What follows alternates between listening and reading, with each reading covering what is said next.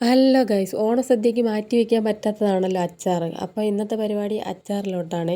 തലേ ദിവസം തന്നെ മാങ്ങ അരിഞ്ഞ് ഉപ്പും മുളക് പൊടി ഇട്ട് വെച്ചായിരുന്നേ. പിറ്റേന്ന് രാവിലെ കടുക് വറുത്ത് അതിൽ ഇട്ട് മിക്സാക്കി എടുത്ത്. ഇത്രയേ ഉള്ളൂ മാങ്ങാച്ചാർ റെഡി. വളരെ സിമ്പിളാണ് കേട്ടോ. അത് കഴിഞ്ഞ് ഞാൻ ഒരു 5 ചെറിയ വലിപ്പത്തിലുള്ള നാരങ്ങ എടുത്ത് അത് ഞാൻ അവിച്ചെടുത്ത്. എന്നിട്ട് അതിൽ കുരുവെല്ലാം കളഞ്ഞിട്ടുണ്ടേ. അത് കഴിഞ്ഞ് അതിന് വേണ്ടി കടുക് വറുത്ത്. ഞാൻ കുറച്ച് കടുക് ഇടുള്ളൂ കേട്ടോ. എന്താവശ്യത്തിനായാലും ഭയങ്കര കുറച്ചേ ഇടുള്ളൂ. അത് കഴിഞ്ഞ് ഞാൻ കറിവേപ്പില ഇട്ട് കുറച്ച് വെളുത്തുള്ളി ഇട്ടായിരുന്നേ ഇതിൽ.